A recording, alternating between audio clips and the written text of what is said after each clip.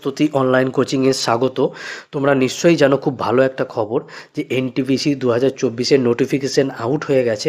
এটা সেই সম্পর্কিতই একটি ভিডিও। এই ভিডিওতে আমি ওই নোটিফিকেশান সম্বন্ধে শর্টে একটু আলোচনা করে দেবো এবং তোমরা থাম্বনেলে যেটা দেখেছো যে স্মার্ট ওয়ার্কটা কী এবং অনলাইন না অফলাইন কোনটি সঠিক হবে সেটা নিয়েও একটু আলোচনা করে দেবো।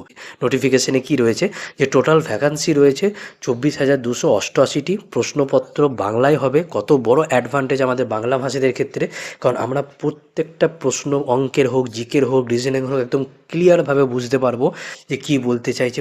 আর নোটিফিকেশনে তোমরা যেটা বলা আছে যে ফর্মটা ফিল আপ করতে পারবে কবে থেকে, আগস্টের শেষ সপ্তাহ থেকে। পরীক্ষা কবে আছে বলা আছে 2025-এর প্রথম দিকে, অর্থাৎ এর মধ্যে আমি ধরে রাখলাম জানুয়ারির শেষের দিকে। তো আগস্ট মাসে তোমরা ফর্মটা ফিল আপ, আগস্ট মাসের শেষে অর্থাৎ সেপ্টেম্বরের প্রথম দিকে তোমার ফর্ম ফিল আপ হয়ে যাচ্ছে। আর তোমার পরীক্ষা হচ্ছে জানুয়ারি মাসের শেষে, মানে হাতে মোটামুটি বলতে পারো 5 মাস টাইম আছে। যদি ঠিকভাবে পদ্ধতি মেনে তোমরা পড়াশোনা করো, স্মার্টভাবে পড়াশোনা করো, আর যদি অক্লান্তভাবে পড়াশোনা করো, তাহলে কিন্তু এই চাকরির একটা ভ্যাকান্সি তোমার জন্য 100%। ঠিক আছে, কলকাতা জোনের জন্য ওয়েবসাইট দেখতে পাচ্ছ, আর মালদা জোনের জন্য ওয়েবসাইটটাও দেখতে পাচ্ছ। আচ্ছা, এরপরে কি ভ্যাকান্সির কথা কি বলা আছে যে স্টেশন মাস্টারে পদে 963, junior accounts assistant cum typist পদের জন্য 1371টি, সিনিয়র ক্লার্ক কাম টাইপিস্ট পদের জন্য 725, গুডস ট্রেন ম্যানেজার বা যেটা আগে গুডস গার্ড বলে পরিচিত ছিল সেটা 2684টি ভালো vacancy, chief commercial cum ticket supervisor 1737টি। এই সমস্ত কিছু মিলে টোটাল ভ্যাকান্সি কত দাঁড়িয়ে যাচ্ছে 24,288-র মধ্যে 10,884টি। এই পদগুলির জন্য কোয়ালিফিকেশান কি না, গ্র্যাজুয়েট হতে হবে আর এজ 18 থেকে 33 বছরের মধ্যে হতে হবে। ঠিক আছে, এরপরে যেটা রয়েছে কমার্শিয়াল কাম টিকিট ক্লার্ক, এই পদের জন্য 1985টি, অ্যাকাউন্টস ক্লার্ক কাম টাইপিস্ট পদের জন্য 361টি vacancy, junior clerk cum typist পদের জন্য 990টি, আর ট্রান্স ক্লার্ক পদের জন্য 68টি। এই সমস্ত কিছু মিলে টোটাল ভ্যাকান্সি কত হয়ে যাচ্ছে 3,404টি। কোয়ালিফিকেশান এই সমস্ত পদগুলির জন্য কি বলা আছে না 10+2 অর্থাৎ উচ্চ মাধ্যমিকে 50% পেয়ে পাস হতে হবে। তপশিলি প্রতিবন্ধী প্রাক্তন সমকর্মীদের জন্য সাধারণভাবে পাস হলেও চলবে। এজের কথা কি বলা আছে এখানে 18 থেকে 30 বছরের মধ্যে হতে হবে এজটা। ঠিক আছে, এবার সিবিটি পরীক্ষায় যাওয়ার আগে, সিবিটি টেস্টের পরীক্ষাতে যাওয়ার আগে আমি একটু আলোচনা করে দিই যে স্মার্ট ওয়ার্ক এবং অনলাইন অফলাইন এর মধ্যে যেটা কনফিউশন থাকে আমাদের। দেখো, স্মার্ট ওয়ার্ক বলতে কি বোঝায়? স্মার্ট ওয়ার্ক আর কিছুই না, সঠিক জিনিসটাকে নেওয়া আর বেঠিক জিনিসটাকে একদম হাতের থেকে দূরে সরিয়ে দেওয়া। এখন অনলাইনের যুগে আমাদের এত ফ্রি জিনিস অ্যাভেলেবল আছে যে আমরা বুঝেই উঠতে পারি না যে কোনটাকে নেবো আর কোনটাকে ছাড়বো। আমাদের মনে হয় সবই নিই, সবই ইম্পর্টেন্ট। সব ইম্পর্টেন্ট হতেই পারে না কখনো।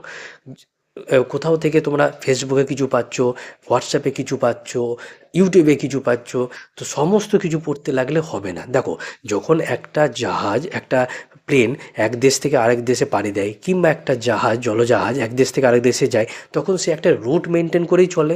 সে তো গোটা জলপথ সমুদ্রময় সে পাক খায় না, নাকি সে প্লেনটা গোটা আকাশপথে পাক খায়? তাহলে কোনো দেশে যেতে পারবে সে এক দেশ থেকে আরেক দেশে? নিশ্চয়ই একটা রুট আছে, সে সেই রুটে যায়, বাকি রুটগুলোকে সে অ্যাভয়েড করে।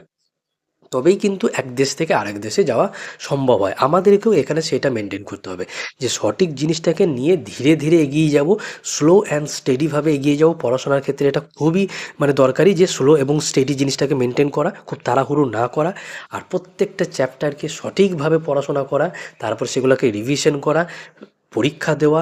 এরকমভাবে যদি তোমরা এগিয়ে যাও এই 5 মাসেও হয়ে যাবে। আর যারা ধরো একটু আগে থেকে 1 বছর 1.5 বছর থেকে প্র্যাকটিস করছো, তাদের জন্য জিনিসটা তো আরও সুযোগ হয়ে যাবে। অনেকে দেখবে যে ফর্ম ফিল আপ হয়েছে বিশাল অনেকটা, কিন্তু আসলে যতজন ফর্ম ফিল আপ করে তার ধরেই রাখো 50% ছেলেপেলে ঠিক মতন পড়াই করে না। এনটিপিসি পরীক্ষাটা কি সেটা আদৌ জানে না। তারা ফর্মটা কোথাও একটা দেখেছে, একটা ফর্ম ফিল আপ চলছে, ফর্মটা ফিল আপ করে দেয়।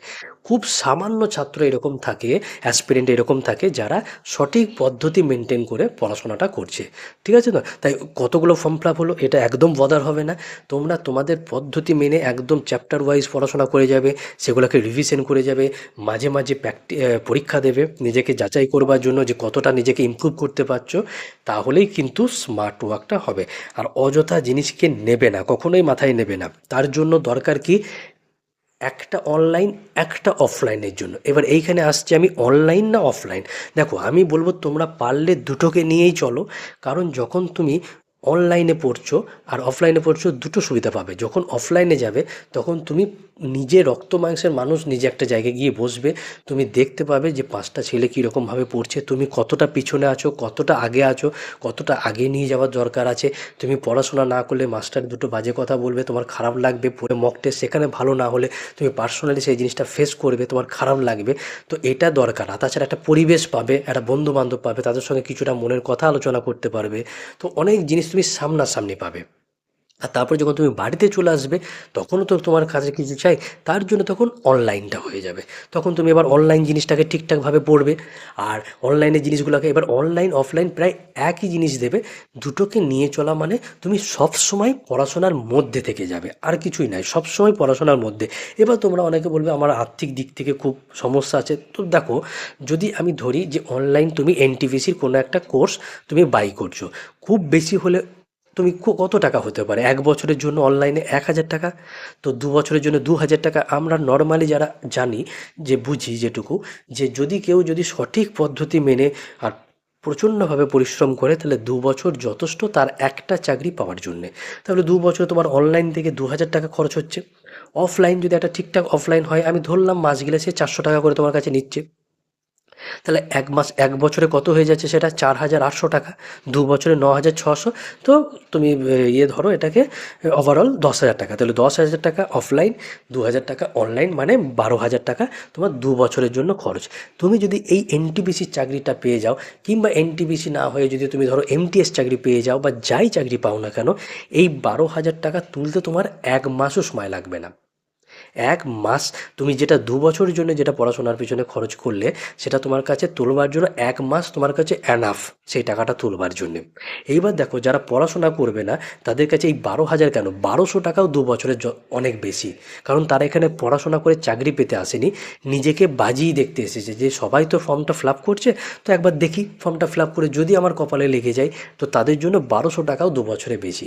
আর যারা সঠিক পদ্ধতি মেনে চাকরি পেতেই হবে, যেন তেন প্রকারে চাকরি পেতে হবে, এই রকম মেন্টালিটি নিয়ে আসবে, তাদের কাছে 2 বছরে 12,000 টাকাও কম। কারণ সে জানে আমি কালকে যখনই চাকরিতে জয়েন করব 1 মাসে আমার এই টাকা উঠে চলে আসবে, এর ডবলের ওপর টাকা উঠে চলে আসবে। ঠিক আছে না? তো এই রকমভাবে স্মার্ট মেন্টালিটি নিয়ে চলবে। অফলাইন অনলাইন আমি বলবো দুটোকেই নিয়ে চলো। প্রথমে অফলাইনে গিয়েও ক্লাস করো, বাড়িতে এসে অনলাইন করো, যেগুলো পড়ানো হচ্ছে রিভিশন করো ঠিকঠাক পদ্ধতি মেনে। তাহলে দেখবে চাকরি তোমার কেউ আটকাতে পারবে না। কিন্তু হার্ডওয়ার্কটা কিন্তু করতে হবে। সকাল সন্ধে যতটা পারা যায়, যতটা সময় তুমি দিতে পারবে পড়াশোনাকে, ততই মঙ্গল তোমার তাড়াতাড়ির জন্য। এবার আসি সিবিটি টেস্ট সম্বন্ধে। কি বলা আছে না, দুটো পর্যায়ে পরীক্ষা হবে। প্রথম পর্যায়ে কি 100 নম্বরের 100টি প্রশ্ন থাকবে, টাইম 90 মিনিট, মানে 100টি কোশ্চেনের জন্য 90 মিনিট। সুতরাং তোমাদেরকে এখন থেকেই তাড়াতাড়ি পড়ে মানে বোঝা, অঙ্ককে কি বলতে চাইছে, ক্যালকুলেশন পাওয়ার একটু তাড়াতাড়ি করা, জিকেকে যত তাড়াতাড়ি পড়ে উত্তর করে দেওয়া। তো এইসব প্র্যাকটিসগুলোকে কিন্তু আস্তে আস্তে তৈরি করে ফেলতে হবে। সিলেবাস কি প্রথম পর্যায়ে না, জেনারেল অ্যাওয়ারনেসে 40-এ 40টা, মানে 40টা কোশ্চেনের জন্য 40 নম্বর, ম্যাথ 30-এ 30, আর রিজনিং অ্যান্ড জিআইয়ে 30-এ 30। দেখো, যারা ইংরাজি নিয়ে সমস্যা তাদের ক্ষেত্রে এটা কতটা বড় সুযোগ হয়ে গেল যে এখানে ইংরাজি কিন্তু নেই। এবার রিজনিং অ্যান্ড জিআই ভালো লাগে না এরকম কাউকে পাওয়া যায়? 100 জনের মধ্যে 98 জনে আমি ধরেই নিতে পারি যে যার রিজনিং ভালো লাগে, যে রিজনিং পারে। থাকলো ম্যাথ এবং জেনারেল অ্যাওয়ারনেস। জেনারেল অ্যাওয়ারনেস জিনিসটা কি না, জিকে এবং কারেন্ট অ্যাফেয়ার্স মিলে হয়ে যায় জেনারেল অ্যাওয়ারনেস।